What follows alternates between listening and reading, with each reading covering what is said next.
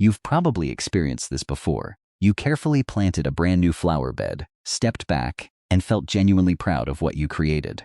Every plant was chosen with care from your local garden center. The colors complemented each other beautifully. The height seemed perfectly balanced. You could already picture your front yard bursting with blooms in just a few months, attracting butterflies and bees, making every walk up to your front door feel a little more rewarding. But that's not what happened. Instead, one plant seemed to take over everything around it. Another slowly stopped blooming. A few began turning yellow, growing weaker, and eventually disappeared altogether. The strange part was that you were doing everything you thought was right. You watered regularly. You fertilized on schedule. You gave every plant the same attention and care. If this sounds familiar, you're far from alone. Many gardeners have gone through the exact same frustration. Most assume they picked the wrong variety, bought poor quality plants, or simply don't have good soil. Others blame the weather or believe they just don't have a green thumb. But in many gardens, the real problem starts long before watering or fertilizing ever becomes an issue. It begins the moment certain flowers are planted side by side. Some flowers simply aren't good neighbors. They don't fight the way people do. Instead, they quietly compete for sunlight, moisture, nutrients, root space, and room to grow. At first, everything appears perfectly healthy. The bed looks fresh, colorful, and full of promise. Nothing seems wrong. Then, almost without warning, the balance begins to change. One plant grows taller and casts shade over another. A stronger root system claims most of the available moisture before nearby plants have a chance to absorb it. What looked like the perfect combination in spring slowly becomes a disappointing flower bed by midsummer. The good news is that fixing this often doesn't require buying more plants, spending more money, or working harder. Sometimes, simply choosing better plant companions can completely transform the way your garden performs. The same space can produce healthier plants, longer-lasting blooms, fewer problems, and a garden that looks beautiful for much more of the growing season. And by the end of this video, you may discover that one of the most common planting mistakes is already happening in your own garden without you ever realizing it. What surprises many gardeners is that a flower bed rarely fails because of fertilizer or watering. More often, the problem begins on the very first day, when those beautiful plants are placed together simply because they looked perfect sitting next to each other at the garden center. Both labels say full sun. Both bloom during the summer. Their colors complement each other beautifully. Everything seems to suggest they'll make the perfect combination. But gardens don't work that way. Think of it like a neighborhood. Some neighbors enjoy peace and quiet, while others are loud and energetic from morning until night. Some need plenty of personal space, while others don't mind living close together. Plants have personalities too. Some grow slowly and prefer a stable environment for years.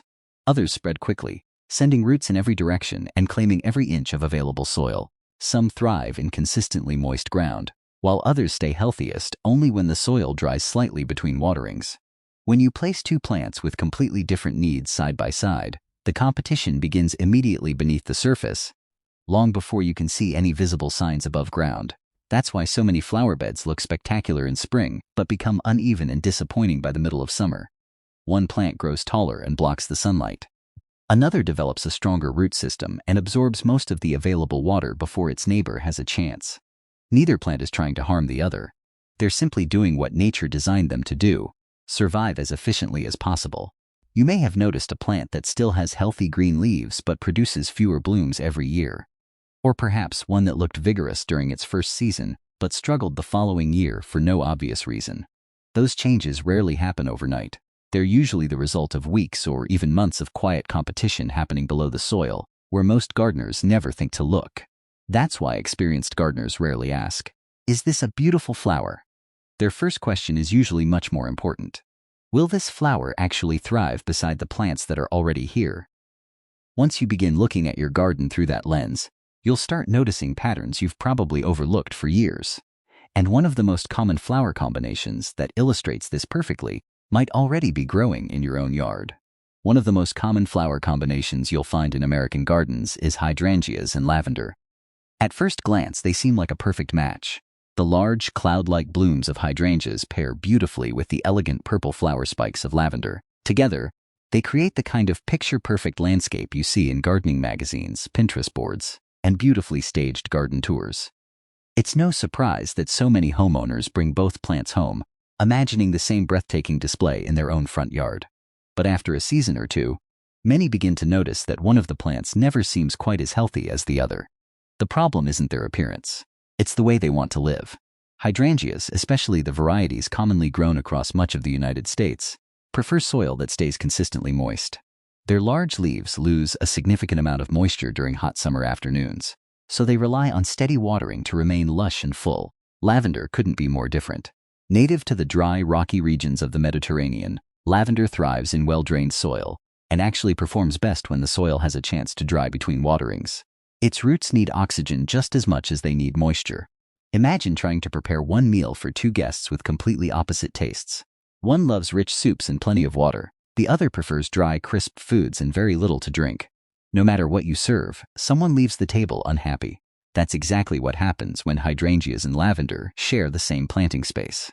If you water often enough to keep your hydrangea happy through the heat of summer, the soil may stay damp for too long around the lavender's roots. At first, everything still looks healthy, so you assume you've found the perfect balance. But underground, the lavender begins struggling in soil that never quite dries out. Over time, its roots weaken, its ability to absorb nutrients declines, and the once silvery foliage starts turning dull yellow or gray. If you reverse the schedule and water less frequently to suit the lavender, the hydrangea begins paying the price instead. Its leaves may droop during the hottest part of the day, flower clusters become smaller, and the edges of those broad green leaves may begin to brown and scorch. Many gardeners respond by adding more fertilizer, hoping extra nutrients will solve the problem. Unfortunately, fertilizer can't fix a growing environment that's fundamentally wrong. The issue isn't a lack of nutrients. It's that each plant is asking for a completely different home. The good news is that you don't have to choose between growing hydrangeas or lavender. You simply need to give each one the environment it naturally prefers. Plant hydrangeas where the soil stays evenly moist, perhaps near your home's foundation, or in a bed covered with a generous layer of mulch to help retain moisture. Give lavender the sunniest spot in your yard, where water drains quickly and the roots never remain wet for long. Once each plant is growing where it truly belongs, you'll discover that both become healthier, bloom more reliably, and reward you with the beauty you expected from the very beginning. Another plant pairing causes far more trouble than most gardeners expect, and that's roses and mint. At first, it actually sounds like a wonderful idea. Many people don't grow mint as an ornamental plant. They simply want a few fresh leaves for iced tea, lemonade, or summer recipes. So planting it near a favorite rose bush seems like an easy way to make better use of the space. In the beginning, everything looks beautiful. The roses provide colorful blooms while the mint quickly fills the bare soil with fresh green foliage. Within a few weeks, the flower bed looks lush, vibrant, and full of life. But that fast growth is actually the first warning sign. Mint is one of those plants that rarely knows when to stop. Beneath the soil, it spreads through underground runners called rhizomes, quietly traveling in every direction, searching for new territory. While you're admiring the first flush of rose blooms, the mint has already begun claiming more and more space underground. Roses, on the other hand, prefer a stable root zone where they can establish themselves over many years. They don't appreciate constantly competing with an aggressive neighbor that's expanding a little farther every week. At first, you probably won't notice anything unusual.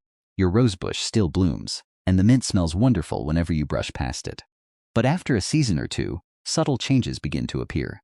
The roses may produce fewer new canes, their flowers become slightly smaller, and the time between bloom cycles starts getting longer. Many gardeners assume the rose simply needs more fertilizer, so they feed it more heavily. Unfortunately, that extra fertilizer often benefits the mint just as much, if not more, because mint grows so aggressively, it quickly takes advantage of the additional nutrients, becoming even larger and even more competitive. Imagine trying to raise a young tree while a fast-growing vine wraps itself around the base every single year. No matter how healthy the tree is, it constantly has to share water, nutrients, and growing space with a neighbor that never stops expanding. That's exactly what's happening beneath the surface. The solution is surprisingly simple. If you enjoy both roses and fresh mint, don't plant them in the same flower bed. Let your roses have their own dedicated space where their roots can develop without competition. Grow mint in a large container nearby instead. You'll still enjoy the fragrance of both plants every time you step into the garden, but each one will have the growing conditions it truly needs.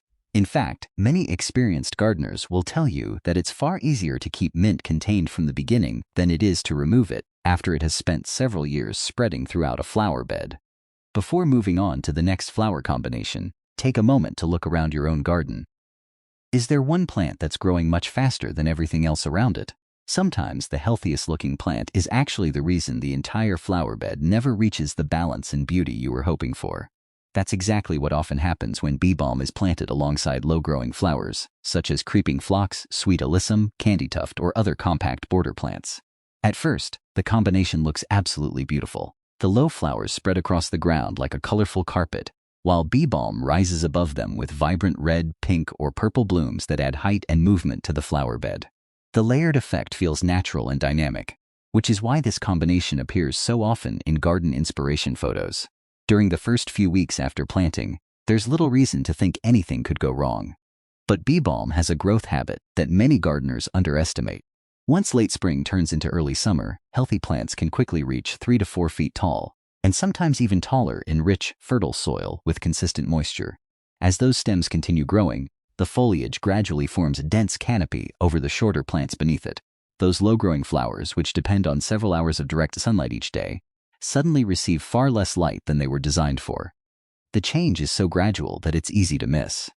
The plants don't collapse overnight. Their leaves remain green, and they continue growing, so everything appears normal at first glance. But beneath the surface, they're producing less energy each day. Fewer flower buds develop, blooming periods become shorter, and the vibrant colors that once filled the front of the flower bed begin to fade. Imagine sitting in a movie theater when someone much taller stands up directly in front of you. The movie hasn't changed, and the screen is still there. But your experience is completely different because your view has been blocked. Sunlight plays the same role for many flowering plants. When taller neighbors gradually take that light away, the smaller plants lose the energy they need to perform at their best. Bee balm creates another challenge as well. Its dense foliage can reduce air circulation around the lower layer of the flower bed. After a summer thunderstorm or a cool morning covered in dew, moisture lingers much longer beneath those thick stems and leaves. That damp environment can encourage powdery mildew on bee balm itself and increase the risk of fungal problems affecting nearby plants as well. This is why experienced landscape designers rarely place bee balm in the center of low-growing border flowers. Instead, they use it toward the back of a flower bed or in the middle layer, where its height creates depth without stealing sunlight from the plants in front. If you enjoy designing layered gardens, think of your flower bed like seating in a theater. The shortest plants belong in the front row. Medium-height plants fill the center, and the tallest flowers create the backdrop. When every plant has enough light and enough space to be seen, the entire garden feels more balanced, colorful, and alive. But even after understanding all of these plant combinations, there's one important truth that explains why the exact same pairing may struggle in one garden while thriving in another. And that difference has everything to do with where you live. Before you bring home another flower from your local garden center, pause for just a minute and ask yourself 5 simple questions. They may seem almost too basic to matter, but these questions are the reason experienced gardeners avoid many of the costly mistakes that beginners often make. Instead of asking, "Will these flowers look beautiful together?" try asking something much more important. Will these flowers actually thrive together? That single shift in thinking can completely change the way you design every flower bed in your yard. The first question is, do they need the same amount of sunlight? If one plant thrives in full sun while the other performs best with afternoon shade, one of them will always be making a compromise. Don't judge the location by what it looks like today. Picture that same spot in the middle of July, when the sun is higher, nearby trees have filled out with leaves, and every plant has reached much of its mature size. Light changes throughout the season, and your flower bed changes with it. The second question is, do they have similar watering needs? This is one of the biggest reasons companion plantings fail. If one flower prefers consistently moist soil while another needs the ground to dry slightly between waterings, there is no perfect watering schedule that will keep both plants equally happy over the long term. One of them will always be growing under less than ideal conditions. The third question is, how large will they become when fully mature? It's easy to judge a plant by the size of the container sitting on the nursery bench, but that small plant is only the beginning of its story. Always check the mature height and width on the plant tag, or do a little research before planting. The extra space that seems unnecessary today often becomes exactly what the plants need just a few years later. The fourth question is, how quickly do they grow? A fast-growing plant can easily overwhelm a slower companion, even if both eventually reach a similar size. Fast growers often capture more sunlight, more moisture, and more nutrients simply because they get there first. That doesn't necessarily mean they can't be planted together, But it does mean you'll need to allow more space or be prepared to divide, prune, or manage the stronger grower as the years go by. And finally, ask yourself, will there be enough airflow between them? This is the question many gardeners forget. As plants mature, their leaves and stems naturally begin touching one another. If the planting becomes too dense, moisture remains trapped after rain or watering, creating conditions where fungal diseases and other problems can develop much more easily. The beauty of these 5 questions is that you don't have to memorize dozens of companion planting charts. Once you understand how plants grow and what they truly need, you'll be able to evaluate almost any flower combination with confidence. Instead of choosing plants simply because their colors look good together at the nursery, you'll begin selecting companions that support one another for years to come. And that's often the difference between a flower bed that looks impressive for one season and one that becomes even more beautiful with every passing year. So the next time you walk into your garden, don't look at the flowers first. Look at the space between them. Notice where the sunlight falls, where the soil stays damp after a rain, and how each plant shares its home with the neighbors around it. You may discover that your garden doesn't need a complete redesign. Sometimes moving a single plant, dividing an overcrowded clump, or leaving a little more room for future growth is all it takes to transform the entire bed. The most beautiful gardens are rarely created by doing more. They're created by understanding a little more before the shovel ever touches the soil.